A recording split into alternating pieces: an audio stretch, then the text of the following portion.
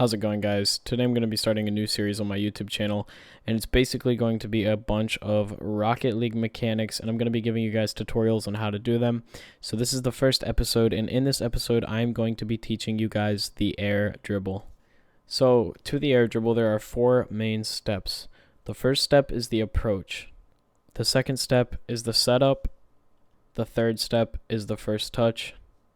And lastly, the dribble. So for step 1, the approach, you're going to want to roll the ball up the wall. Now, the farther up the wall you go, the less harder you're going to have to touch the ball coming off of the wall. For newer players, I would start by using Baki's mod, or there are some free training packs that can really help you out and roll the ball up the wall for you so you can start practicing your approach. At first, for newer players, it's going to be pretty difficult to find yourself with a chance for an air dribble in-game, especially at the lower ranks, but it is possible if you do have enough time and the ball is rolling up the wall to set up your approach to the air dribble. Now, the second step to the air dribble, which is probably the easiest step to mess up, is the setup. Now, the setup is pretty similar to the actual approach, as the setup is basically you just touching the ball once when you're coming off the wall, so think of it more as a first touch.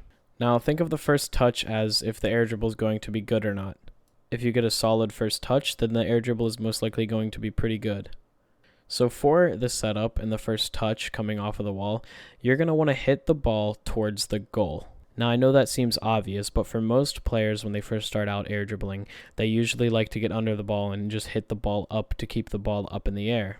Now, in some cases this will be effective, but 9 times out of 10, you're going to want to just take the first touch towards the goal and finish your dribble from there. So the first step to the setup is hitting the ball towards the net, and now the second step is going to be hitting the ball with the center of your car when you're coming off of the wall. Now, if you hit the ball correctly and in the middle with the center of your car, you're already going to be facing the correct direction to air dribble it. Also, for beginners starting out, this is probably a pretty good tip since they're most likely not able to air roll or change directions with the ball in the air while dribbling. Now, the third step to the actual setup is hitting the ball with the right amount of power. And if you have step 1 and 2 down, then this should probably come a little bit easy to you. As you guys will probably notice if you guys are trying it right now, sometimes you're going to hit the ball too softly, it's going to fall down too fast, and you can't keep the air dribble. Other times you're going to hit it too hard, it's going to hit off the ceiling, and then you don't have a chance to air dribble. This is why finding the perfect amount of power coming off with the first touch is important. Now, the next touch is probably the most important touch to the entire air dribble. Once you come off the wall and you hit the ball, you're going to want to pay attention to your second touch.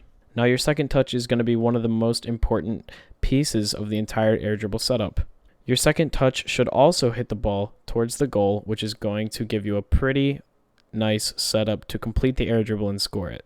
As I'm showing you guys right now, as you see, when I come off the wall, my touch after I jump off the wall is towards the goal. This pretty much draws a perfect line to the goal for me to complete the air dribble.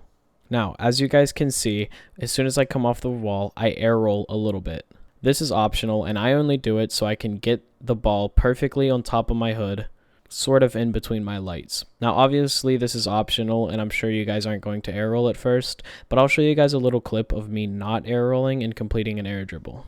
As you guys can see, when the ball is on top of my car, kind of in between my lights, like I said before, it is more balanced. It's sort of like if you guys have ever rode a wheelie on a bicycle. Whenever you're riding one, you're going to want to find your balance point, and that's pretty similar to air dribbling because once the ball is on your car and you're in control, it's pretty easy to keep going.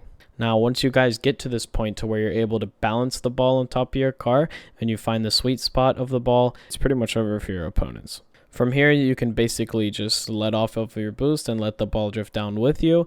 You can go for a bump. You can keep dribbling. You can place it off the backboard. There's endless amounts of options that you can choose once you have the ball on your sweet spot. Now, between the ranks Platinum and higher Diamond, I'm sure you could just dribble the ball straight into the goal without a problem. Now that you guys have truly soaked up all of this information, I wish all of you guys the best of luck in your Rocket League career with air dribbling.